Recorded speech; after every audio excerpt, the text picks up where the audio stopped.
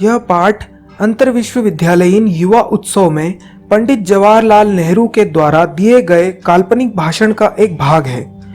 नेहरू जी ने भारत की खोज नामक एक पुस्तक लिखी थी।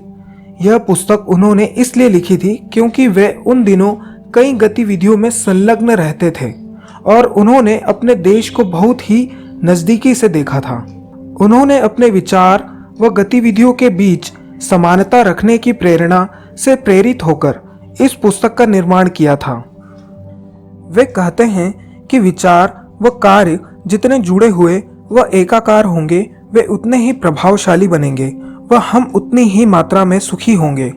व्यक्तित्व के एकीकरण की प्राप्ति के लिए भी विचार व कार्यों में समानता होना जरूरी है। वे आगे बताते हैं कि अपने देश को संसार का सबसे महान देश मानना मूर्खता है। कोई देश या कोई व्यक्ति पूर्ण नहीं होता है, उसमें कमियां व असफलताएं होती ही हैं।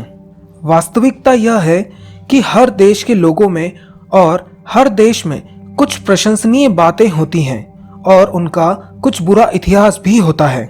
हमें अपने देश के लिए थोड़ा बहुत गर्व होना चाहिए, पर यह सोचना गलत है कि वे सबसे उच्च और सर्वोत्तम हैं। नेहरू जी गांधी जी के अन्य प्रशंसक थे। उन्होंने बताया कि उन्होंने गांधी जी को अत्यंत समीप से देखा है। गांधी जी उच्च कोटि की प्रतिभा के धनी थे। वे किसी भी व्यक्ति में अच्छाई बाहर ले आते थे। वे सामने वाले व्यक्ति की बुराई को नज़रअंदाज कर उसकी अच्छाई को देख लेते व उस अच्छाई पर जोर डालते थे।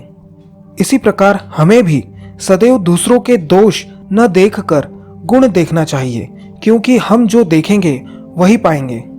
नेहरू जी पंचवर्षीय योजना के प्रणेता थे। वे पंचवर्षीय योजना के बारे में बताते हैं कि इसमें इंजीनियरों, मैकेनिकों, तकनीशियनों की विशाल संख्या कार्यरत है। आज पंचवर्षीय योजनाओं के कारण भारत प्रत्येक क्षेत्रों में उत्तरोत्तर विकास करता जा रहा है। वे बताते हैं कि हमारे इंजीनियर्स व तकनीशियनों को 2 रुपयों में प्रशिक्षित करना चाहिए। उन्हें मानसिक रूप से प्रशिक्षित करना चाहिए, जिसमें संसार के चित्र को समझने का एक व्यापक दृष्टिकोण हो। उन्हें उस व्यक्तिगत कार्य के लिए प्रशिक्षित किया जाना चाहिए जिन्हें वे अच्छे से कर सकते हैं। वे अपने भाषण में पढ़ने, सोचने, गर्व व महत्वाकांक्षा आदि का हमारे जीवन में महत्व बताते हैं।